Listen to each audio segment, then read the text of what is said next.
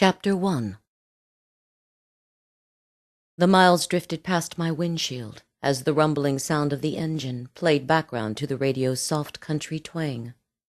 I was lulled into a spiritual state as the sounds lured me down forgotten memory lanes. The motorhome steadily ate up the warm black asphalt as I traveled on this long-anticipated journey. My mind hesitantly took one of those exits on memory lane, and I drifted to a long, hot summer day when I was forced to say goodbye to my beloved husband, Jack. His time on this earth was nearly over, but he wanted to go out with his boots on, so determined he was not to be weak. He broke my tortured heart as he struggled to rise, trying to overcome his weakness. Frustrated, he spoke my name like a mantra, hoping I could help. I cried inside. I had never cried in front of him since the day he was diagnosed. That day we were both raw with fear and stripped of hope, and he hot with anger. Jack lashed and lunged at the cancer's grip that limited his time and the air that he breathed, and I was in the way. I sobbed at his attack, knowing his emotional wounds had to be excruciating. Tears flooded my face and poured into his heart. His heart, already full of his pain, could not handle mine too. As he begged me not to cry, he wrapped his arms, that would always be strong for me, and cradled me for one last time. From that day forward I cried alone. I lost my best friend that day. The loneliness seared my brain and stopped my heart. Jack had a battle to fight. He had no time for my fears, my hurts. I was on my own. Not until that day did I realize that the bond of togetherness, partnership, and devotion, which I had foolishly ignored, was now lost to me forever. How could I go on? How could I possibly hold it together? How could I let him go? How would I tell him it was okay to go? Oh God, how could I do this?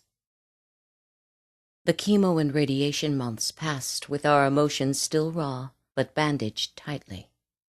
He remained the strongest man I ever knew, and I continued to do what I thought was impossible. I dealt with it. We were both struggling souls trying to fit into a world we didn't always understand. I had grown strong over the years by fighting his will to control and dominate. He grew loving and tender as he tempered his fears and angers. We needed each other's weaknesses if we were to grow.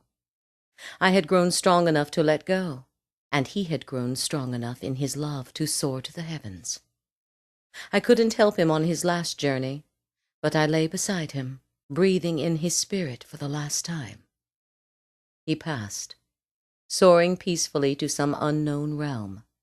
His last breath seemed like my last too. It was as if a knife had just sliced us apart. But just past the piercing pain, it became like a clear day to me, and I could see forever as I began to understand everything. Our difficulties had molded us and shaped us into this entity that would always be one, even in goodbye.